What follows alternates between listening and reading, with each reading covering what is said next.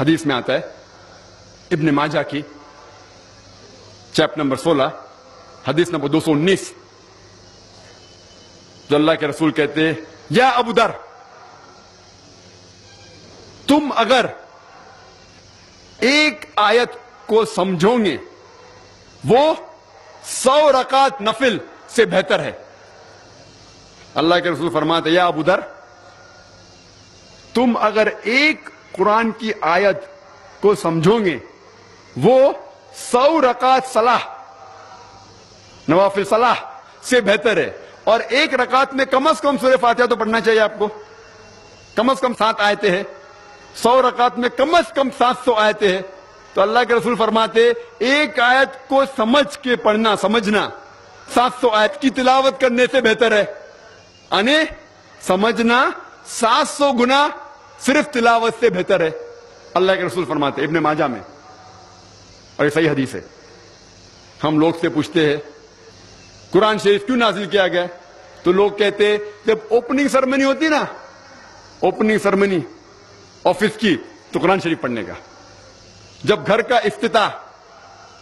ہوتے تو قرآن شریف پڑھنے کا، جب کوئی مر گیا تو قرآن خوانی کرتے، تو قرآن شریف نازل کیا گیا تھا قرآن خوانی کے لیے۔ اور لوگ کرتے ختم قرآن، ختم قرآن 1 2 3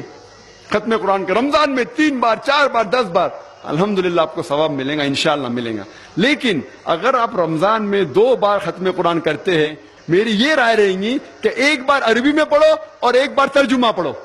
وہ بہتر ہے، کم از کم سمجھ میں تو آئیں گا آپ کو۔ اور اگر آپ چاہتے ہیں کہ اوپننگ سرمنی میں قرآن خوانی ہو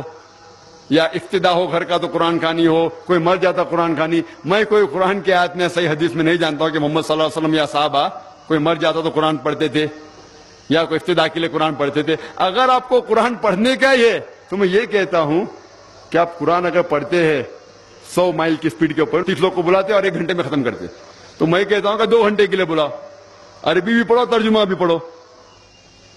نہیں تو 30 کے بدلے 60 لوگ کو بلاؤ۔ ایک آدمی اگر 1 پارہ پڑھتا ہے تو ایک آدمی کو بولا آدھا پارہ پڑھو عربی میں اور آدھا پارہ ترجمہ پڑھو، کم از کم وہ قرآن تو پڑھنا حدیث میں لکھا نہیں، لیکن کم از کم اگر آپ ترجمہ پڑھیں گے